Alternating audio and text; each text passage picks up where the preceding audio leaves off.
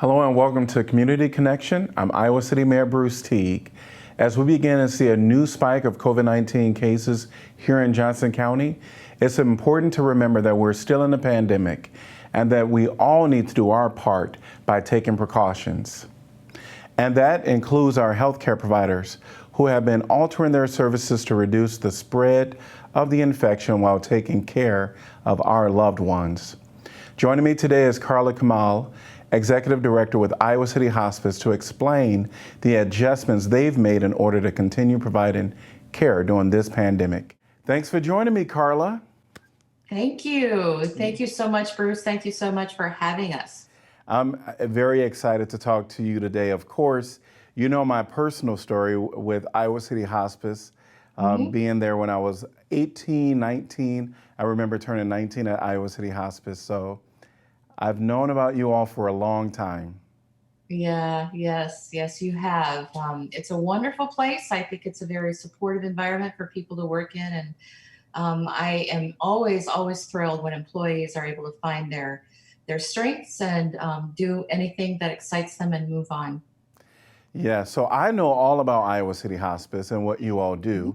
hmm And I think the word hospice, most people know that it's for dying individuals, but that's probably the extent of their knowledge. Can you tell us a little bit about hospice and Iowa City Hospice all at once? Sure.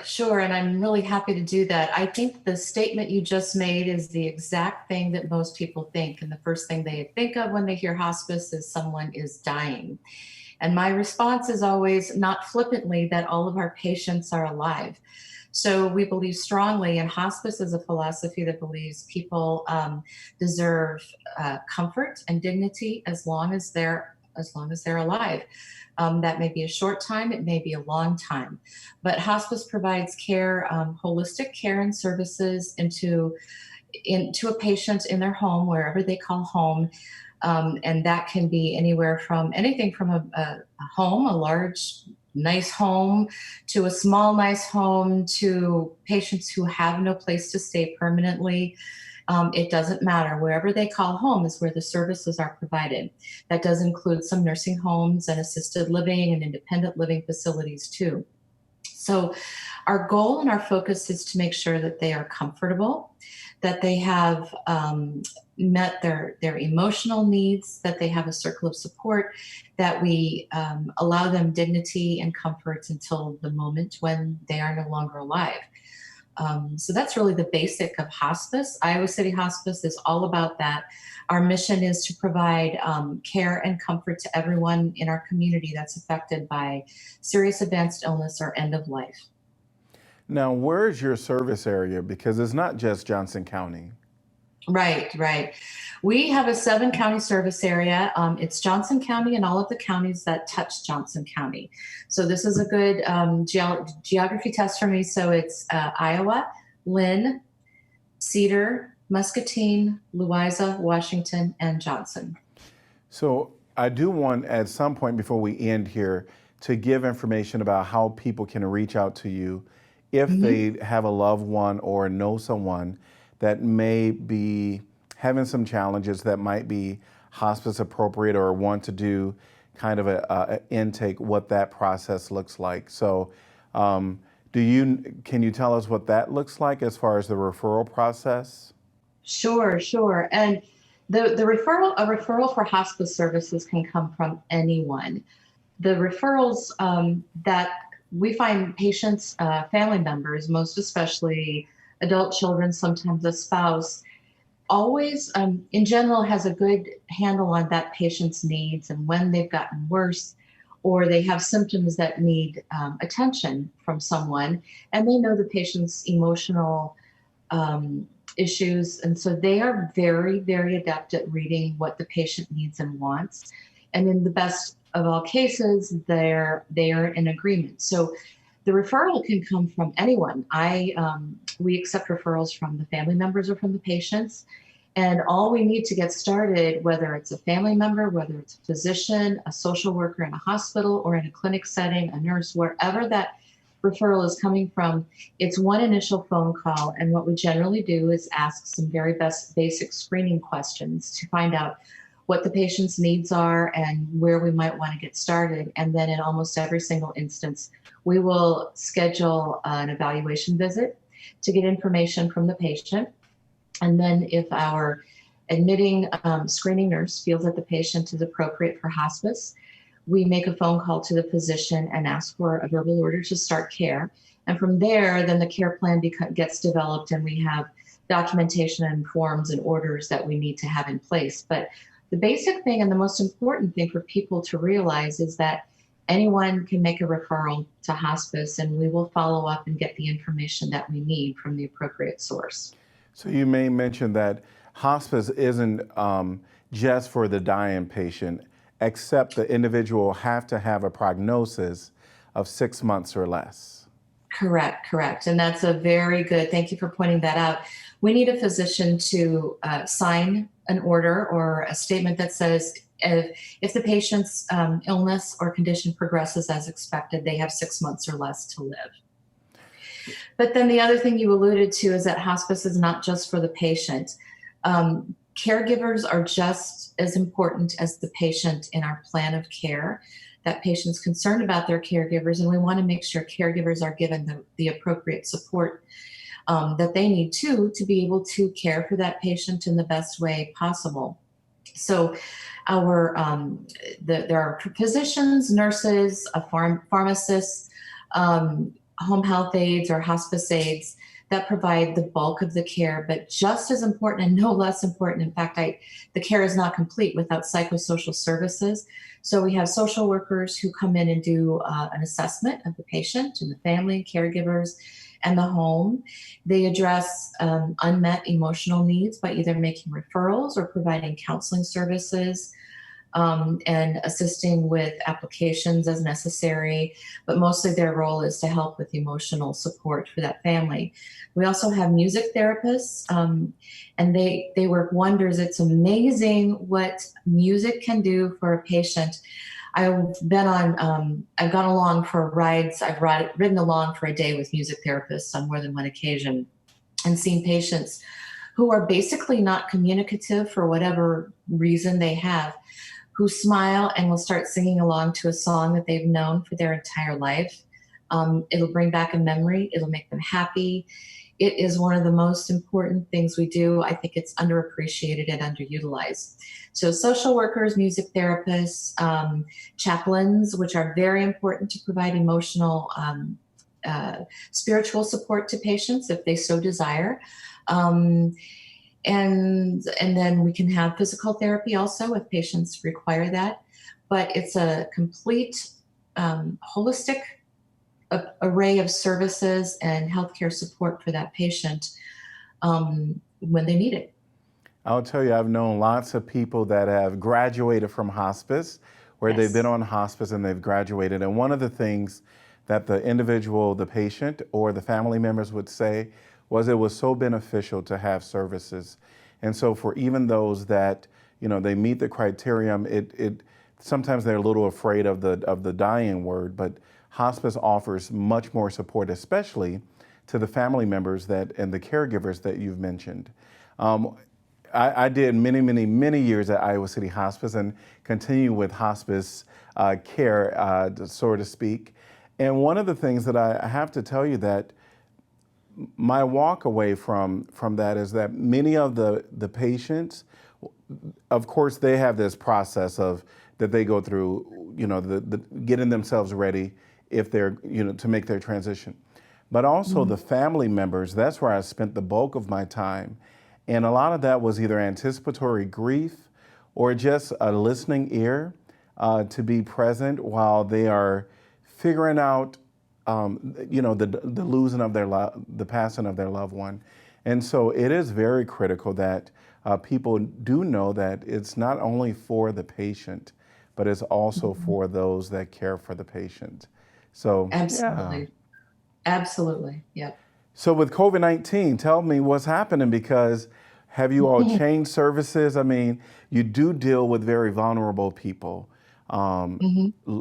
people who have low immune systems, or someone that's chronically ill, that COVID could really take a huge turn for the worse. So what are some of the protocols that Iowa City staff, Iowa City Hospice staff is doing, and maybe just some general protocols that you all have in place? That's a great question. We're a healthcare provider, just like any other, just like a hospital or clinic or nursing home. We just provide our care in the home. So you pointed out a really important, you made an important point that all of our patients are vulnerable because they already have a chronic illness. The fact that they're in their last 6 months of life, by definition, makes them very vulnerable to other problems. So they are all in a high-risk COVID situation. They're all high-risk COVID patients. So we started planning, I think March 9th was the first time that we sat down because we thought we needed to start. And we like to, one of our values, one of our foundational values is planning. We want to plan and respond appropriately instead of having to react to something. Now, that's a really hopeful statement because none of us were really prepared for what COVID means. But our challenges were much the same as everyone else's challenges. We did not have adequate PPE in stock as this began. So we had to come up with plans for how to preserve what we had for the situations that were most at risk, and also protect patients from us being out in the community, protect ourselves from the community, and make sure that we had everything in place. So we started planning. I think our first meeting was made March 9th, and we declared an emergency soon after that. And we, one of our first activities was to enlist our large number of volunteers who are extremely dedicated to Iowa City Hospice to start sewing cloth masks for us. We knew we would not have enough, so we developed a template and a pattern and got our volunteers to work, and they quickly made many hundreds of masks so that we could have plenty to supply to our staff and their families at home in a lot of cases, to our patients and their families, so that they were protected in their home when they were out and about or when we came to their home also. So we started by planning how we could preserve the PPE, the disposable PPE that we have, and use it for the highest risk situations. We got cloth masks in production, and then we added cloth gowns. We started producing cloth gowns from a template, and then we also ended up purchasing and renting some from a commercial source. The reason we did that is because even if we didn't need it for protective reasons, we wanted to make people, facilities, patients, families feel that they were protected when we went from one place to another. When you're in the hospital, you're in the same building all day long, and they have different processes and procedures. But in the home, we sometimes will go to 5 homes a day. The aides will go to maybe 6 or 7 on a very busy day. And they're going from a patient's home in the community to a facility. So it was imperative that we had a process that made our staff and the community members feel like they were safe from transmission from place to place to place. So we put all of those things in place. We screen all of our staff before they start their day to make sure that they're meeting the guidelines as they're set out, and that we are supporting that and making sure that we do our very, very best to keep someone who may be passing on, passing on symptoms or anything to anyone else. So we swung into action pretty quickly, and then we developed a daily email that went out to all of our staff to update them first on the state of the community and the country and the world, so that they know what's going on. And then we had specific things each day, kind of in the same format, that they could rely on and know as far as what we were working on, what we had done, and where they can find the resources and the most important things for them to remember. So for the first 2 or 3 weeks, those emails were chock full of information, and we had to boil it down to the most important thing. And over time, they became not formulaic, but they had the same layout, and the staff knew what to expect, so they became a little bit shorter as time went on. And as the emergency felt like a new normal late in, or sometime the beginning of June, we suspended emergency operations because we have created new processes and protocols early on in the process of responding to this, we moved everyone out of the office, and we had only a minimal staff available on site because we could do everything else remotely. So we've maintained that. We started going back to the office at the end of June, middle or end of June, or before that, and we have gone back to where we were, where we have as few people as possible in the office now. So that's kind of a long-winded response, and there's a lot more that we've done, but that's the highlights of what we've done in a nutshell that I can think of right off the top of my Well, head. it sounds like you have really done what a lot of healthcare institutions have done: step back, try to figure out how to keep people safe, inform your staff, educate them of what COVID-19 really means. Now we're kind of in another uptick in COVID-19 cases. And so I'm sure you're back at it, just reinforcing, the safety measures, precautions that you've done. Now, financially, we know that people in our community have been impacted in various ways. How has Iowa City Hospice been impacted financially? Well, I will tell you that I feel better now than I did 2-3 months ago as we went into this. We've been impacted financially mostly by a decrease in referrals. This just isn't at the top of mind for people and physicians and people in acute care centers. They have their hands full managing what they're managing. So our census dropped, which means that our ability to bill for services also dropped. So that's what was our biggest financial constraint. But then we also had to spend quite a bit of extra money on finding and purchasing and maintaining enough PPE to keep our staff safe. So that's been the biggest financial impact. But I feel really positive coming out of this. From the beginning of March and through April, I am extremely pleased that although our census dropped, we, through other mechanisms and other support systems that are built into our structure, we were able to minimize expenses, unplanned expenses that didn't have to do with COVID. We did not lay anyone off. No one has lost their job. And our census has come back up, and we feel pretty good about it. Now, all that being said, we did benefit, and we are happy that we were able to get stimulus money, and we were able to obtain a PPP loan.